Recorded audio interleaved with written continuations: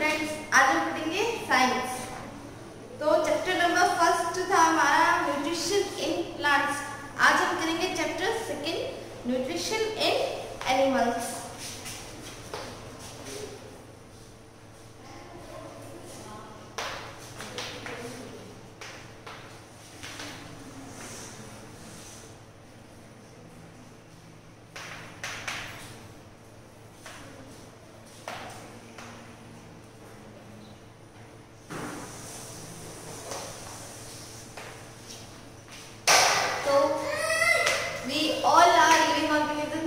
हमने देखा था पिछले चैप्टर में कि हम डायरेक्टली और इनडायरेक्टली क्या है, प्लांट्स के ऊपर ही डिपेंडेंट है। तो all animals including human beings, तो जितने भी हम लोग ह्यूमन बींग्स हम सब क्या करते हैं, जैसे हमने पिछले चैप्टर में प्लांट्स के न्यूट्रिशन के बारे में देखा था, तो इसमें हम एनिमल्स के न्यूट्रिशन के बारे में देखेंगे। तो जितने भी जो एनिमल्स है वो सब क्या करते हैं, अपना न्यूट्रिएंट्स उनको कलेक्ट करने के लिए चाहिए। तो the chemical substances present in the food are called nutrients. जो फूड के अंदर केमिकल सब्सटेंस होता है वही होता है न्यूट्रिएंट्स। और जो हम लोग न्यूट्रिएंट्स लेते हैं अपनी जो बॉडी ग्रोथ के लिए, डेवलपमेंट के लिए और डिजीज से बचने के लिए, तो वो होता है न्यूट्रिशन। लिविंग ऑर्गेनिजम्स जो होते हैं अपना खाना दो तरीके से लेते हैं। दो मोड ऑफ न्यूट्रिशन है, ऑटोट्रॉपिक एंड हेटेरोट्रॉपिक। तो ऑटोट्रॉपिक में आपको तो पता ही है कि जो अपना खाना को सिंथेसिस करते हैं, और हेटेरोट्रॉप्स में क्या होता है, वो अपना खाना को सिंथेसिस नहीं करते, वो ऑटोट्रॉप्स से अपना खाना लेते हैं। ऑटोट्रॉप्स को हम प्रोड्यूसर कहते हैं क्योंकि वो अपना खाना खुद बनाते हैं, और जो हेटेरोट्रॉप्स को हम कंज्यूमर्स कहते हैं क्योंकि वो खाना वो कंज्यूम करते हैं जो कि प्रोड्यूसर्स ने बनाया था। तो अब है classification of animals based on their food habits. उनकी फूड हैबिट्स के बेसिस पे हम एनिमल्स का क्लासिफाई करते हैं। We are also animals. Animals में ह्यूमन बीइंग्स भी इंक्लूडेड है। तो फर्स्ट है, हमने इसको 3 कैटेगरीज में डिवाइड किया। First herbivorous, second carnivorous and third one is omnivorous. तो हर्बीवोरस में the animals that eat only plant products are known as herbivores, जो सिर्फ प्लांट प्रोडक्ट ही खाते हैं, like grasses। तो उसमें से कुछ एग्जांपल है, buffalo, cow, goat, horse, etc. And carnivores, the animals that eat only flesh of other animals are known as carnivores. They eat only flesh, like tiger, lion, wolf, etc. And omnivorous, the animals that eat both animals and plant products are known as omnivorous. Examples: we human being are also omnivorous, like dog, bear, etc. Humans are omnivorous as we eat different kinds of food from plants and animals. हम दोनों खाते हैं, like we eat egg and we also eat cereals like pulses, fruits and etc. जो plant से क्या derive हुआ, serials है, pulses, fruits and vegetables. White animal से हमें मिलता है मिल्क है, मीट है, फिश, एग एक्सेट्रा। फिर है holozoic nutrition, the method of taking food in the form of solid organic matter. जो फूड हम लेते हैं वो किसकी फॉर्म में होता है, वो सॉलिड स्टेट में होता है। जो सॉलिड स्टेट को हम लेते हैं वही होता है होलोजोइक न्यूट्रिशन। अब इसको हम 5 स्टेप्स में कंप्लीट करते हैं। सबसे पहला है ingestion. The method of taking food inside our body is known as ingestion. तो जो हम लोग हमारे एक्सटर्नल एनवायरनमेंट से जो हमने फूड लिया है अपनी बॉडी में अंदर लिया है वही होगा इंजेक्शन। ये फर्स्ट स्टेप यही है कि हमने खाना खाया, ठीक है। फिर खाना खाने के बाद उसका डाइजेस्ट होना भी बहुत जरूरी है।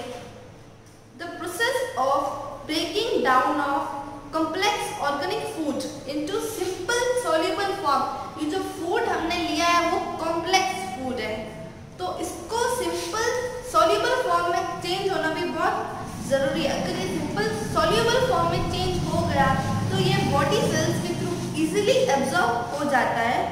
तो अगर सेल्स ने उसको एब्जॉर्ब कर दिया तो सेल्स को उससे एनर्जी मिल जाती है। Certain chemicals, substances and enzymes help in the breaking down of this complex food. कुछ एंजाइम्स काम करते हैं इस कॉम्प्लेक्स फूड को ब्रेक डाउन करने में।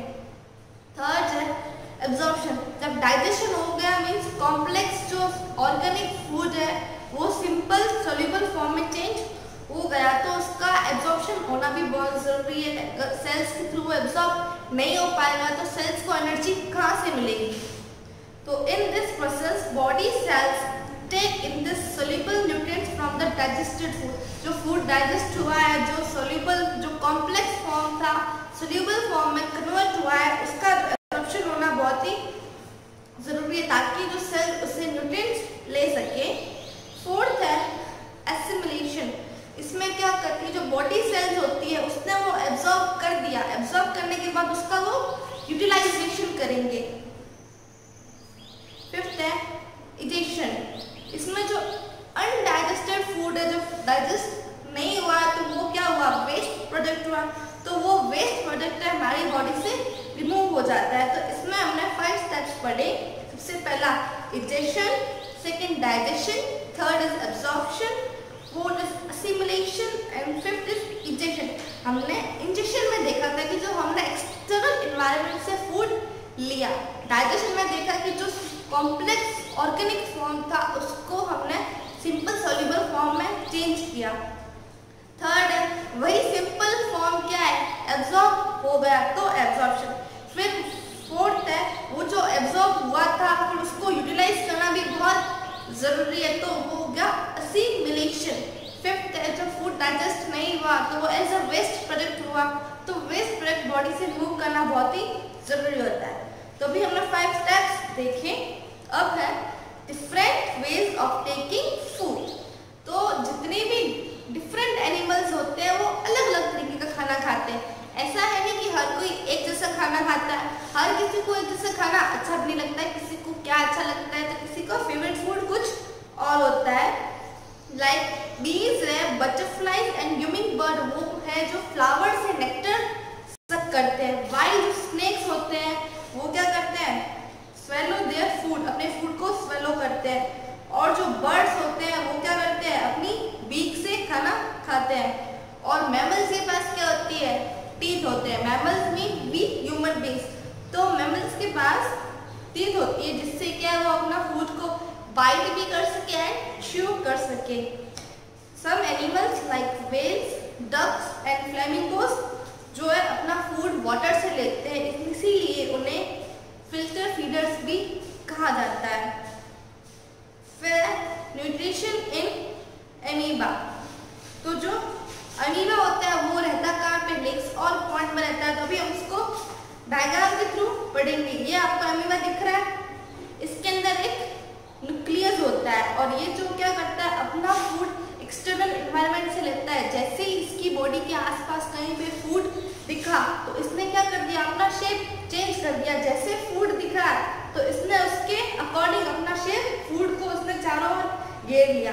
घेरने के बाद फिर इसने उसको प्रॉपर्ली यूटिलाइजेशन कर दिया। थर्ड स्टेप है।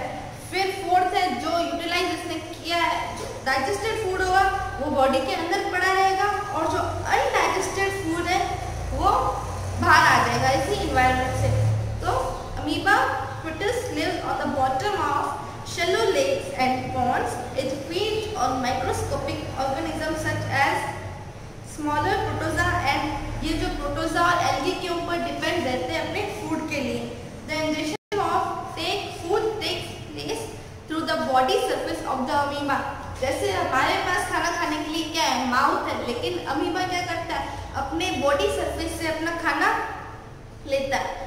Prey is enclosed in a food vehicle by the action of pseudopodia flowing around the food item. जैसे ही कोई फूड आइटम इसके पास होगा ये अपना क्या कर देता है, शेप चेंज कर देता है। An enzyme called lysosomes, ये जो lysosomes एंजाइम होती है ये इसके लिए रिस्पॉन्सिबल होती है, which contains hydrolytic enzyme is